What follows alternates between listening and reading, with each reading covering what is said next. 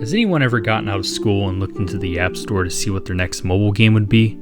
You scroll down a few moments later and see a game that catches your eye. It's not Roblox, it's not Minecraft, but a game called School of Chaos. You start to inspect the previews of the game, looking left to right on each page. The reviews seem good. What is so special about this game? A free MMO that claims to be an open-world RPG. The story seems pretty interesting, or lack thereof. Just the school's faculty getting eaten by zombies. And that's it. How bad could it be?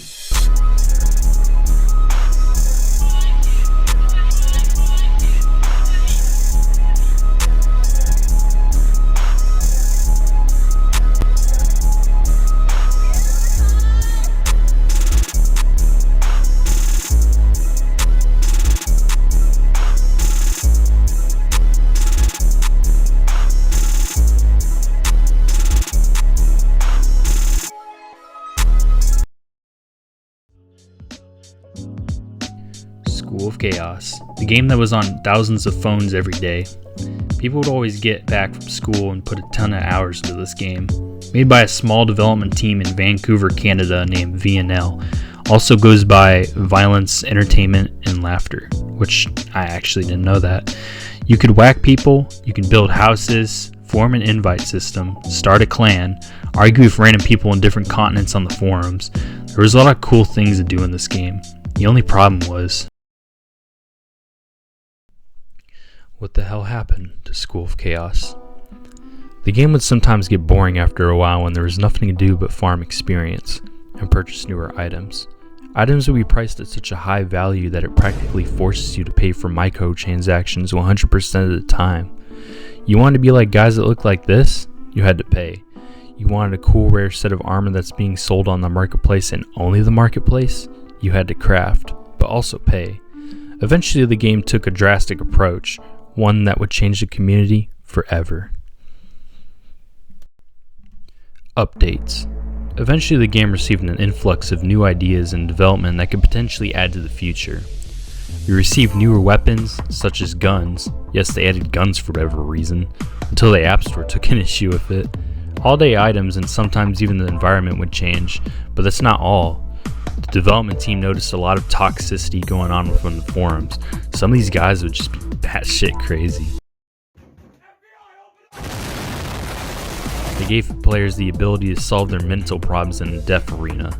Yes, people took that game seriously. Instead of your usual hallway combat and being sideswiped by random players on the internet, you have the opportunity to murk people in one spot because if running away wasn't already super annoying, now you have the responsibility to prove your worth and make little Timmy rage into his gaming system. All was well until many years passed by and they needed to adapt to the constant upbringing of the years to follow. So what did they do? Newer systems and mechanics. In order to add a challenge, the game required a lot of fighting, so a nerd rage mechanic was introduced, which gave the players an ability to end the fight quickly instead of slapping each other around for hours on end. The player had to swipe before the other person did, and if you did it too late or too early, well, that's too bad. You hit the ground dead on the spot. They had a decent system in place, but players always found a way to glitch the combat in many ways, such as modifying a plastic sword into a one-hit killing machine. Eventually the guys that claimed to be unstoppable suddenly became fragile to a weakened system. The introduction of COC and the downfall of School of Chaos. City of Chaos essentially became the sequel of the series. While School of Chaos was ultimately combined into one game down the road, the game became too different, leaving the player's base feeling divided. Eventually the game included a real storyline and introduced newer characters that made little to no sense. Wait, weren't these teachers eaten by zombies? What the fuck? It all went down from here. The developers added a level-based food system which made it nearly impossible for newer players to consume balanced foods, which further divided the community and made combat much more unfair. The game was too far from being saved, and eventually the player base died down, rendering players unable to progress without repetition.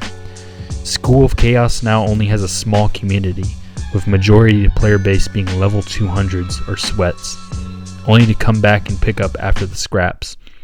School of Chaos became a shell of its former self, while only a few players remain. Although we have all grew out of the game at one point or another, I believe School of Chaos will be able to revive itself to the release of console and PC ports. Majority of mobile gaming has died down over the years, and many players near the 2010s have grown out of mobile game entirely and eventually moved to much higher end ports.